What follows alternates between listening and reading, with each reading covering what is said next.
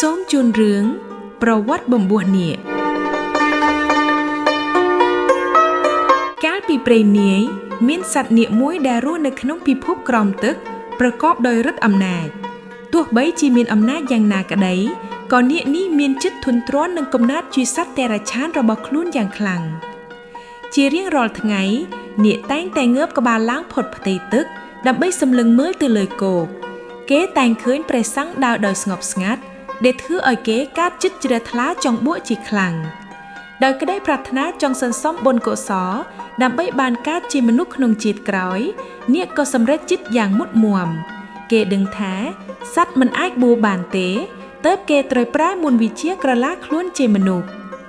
នាគកំឡោកសប្បាយចិត្តឥតឧបមានៅពេលឃើញខ្លួនឯងមានរូបរាងជាមនុស្សពេញលក្ខណៈពេលនេះគេមានឱកាសនឹងចូលទៅសុំបួសក្នុងសំណាក់ព្រះពុទ្ធសាសនាហើយមិនបង្អង់យូរបុរសកំឡោះក៏បានធ្វើដំណើរតម្រង់ទៅកាន់វត្តអារាមដែលស្ថិតនៅក្នុងព្រៃដ៏ស្ងប់ស្ងាត់ក្នុងចិត្តរបស់គេពោពេញទៅដោយសទ្ធាដ៏មុតមាំមកដល់វត្តគេបានចូលទៅក្រាបថ្វាយបង្គំព្រះចៅអធិការនិងព្រះសង្ឃទាំងឡាយដោយមិនបានដឹងថាជាសត្វក្លែងខ្លួនព្រះសង្ឃក៏មានចិត្តអាណិតអាសូរដល់បុរសនេះបុរសកំឡោះបានរៀបរាប់ពីបំណងប្រាថ្នាចង់បួសដើម្បីសិក្សាធម៌វិន័យនិងសន្សំបុណ្យកុសល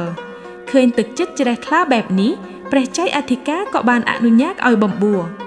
ពិធីកោរសក់និងត្រៀមបួសក៏បានចាប់ផ្ដើមឡើងដោយមានការជួយជ្រោមជ្រែងពីព្រះសង្ឃដទៃនាគកំឡោះសប្បាយចិត្តណាស់ព្រោះក្តីស្រមៃរបស់គេបានคล้ายជាការពិតទីបញ្ចប់នាគកំឡោះក៏បានคล้ายជាភិក្ខុពេញលេញនៅក្នុងព្រះពុទ្ធសាសនាគេបានព្យាយាមប្រតិបត្តិធម៌វិន័យនិងបំពេញកិច្ចវត្តយ៉ាងខ្ជាប់ខ្ជួន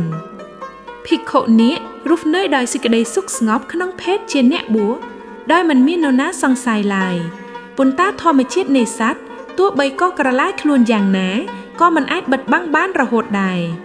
ថ្ងៃមួយភិក្ខុនាគត្រូវសម្រាកនៅក្នុងគុតជាមួយភិក្ខុមួយអង្គទៀតឥទ្ធិពលនៃមន្តវិជ្ជាក៏ចាប់ផ្ដើមសាបរលាប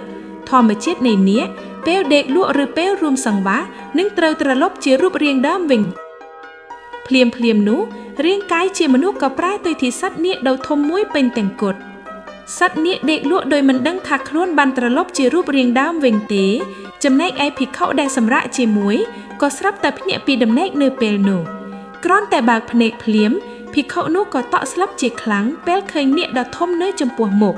ដោយក្តីភ័យខ្លាចគាត់ក៏ស្ទុះក្រោកឡើងហើយស្រែកឈរឡោពេញទាំងវត្ត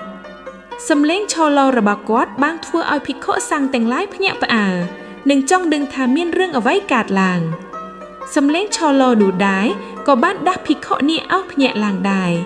គ្រាន់តែដឹងខ្លួនភ្លាមគេក៏ប្រញាប់ក្រឡាខ្លួនជាមនុស្សវិញប៉ុន្តែការសម្ងាត់ត្រូវបែកធ្លាយអស់ទៅហើយរឿងរ៉ាវនេះបានឮដល់ព្រះសម្មាសម្ពុទ្ធភិក្ខុនាគត្រូវបានកោះហៅឲ្យមកសួរនាំពីដំណើរដើមតងនៃហេតុការណ៍នេះដោយមិនអាចកុហកបានទេភិក្ខុនាគក៏បានសារភាពការពិតថាខ្លួនជាសត្វនាគគេបានរៀបរាប់ពីបំណងដ៏បរិសុទ្ធដែលចង់បួសរៀនធម៌តែមិនអាចប្រឆាំងនឹងជាតិកំណើតបានព្រះអង្គបានសម្ដែងថាសត្វតិរច្ឆានមិនអាចចម្រើនក្នុងធម៌វិន័យនេះបានទេដូច្នេះនាគត្រូវតែលាចាកសិក្ខាបទហើយត្រឡប់ទៅកាន់ពិភពរបស់ខ្លួនទៅចោះដោយក្តីអស់សង្ឃឹមនិងតូចចិត្តនាគក៏បានលាចាកសិក្ខាបទទាំងទឹកភ្នែកឱកាសជាអ្នកបួសរបស់គេបានបញ្ចប់ត្រឹមនេះហើយមុននឹងលាត្រឡប់ទៅវិញនាគក៏បានសូមពរមូលថាបើទូលព្រះបង្គំមិនអាចបួសបានទេសូមមេត្តាអនុញ្ញាតឲ្យឈ្មោះរបស់ទូលព្រះបង្គំនៅជាប់នឹងគុលបុត្រទាំងឡាយដែលត្រៀមខ្លួននឹងបួសផង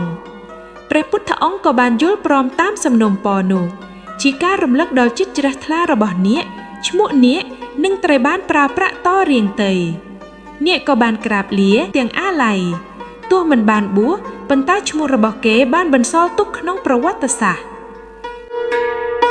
ហេតុនេះហើយទើបក្នុងប្រពៃណីខ្មែររហូតមកដល់សព្វថ្ងៃនេះគេហៅបុរសដែលត្រៀមចូលរោងពិធីបួសថានាគ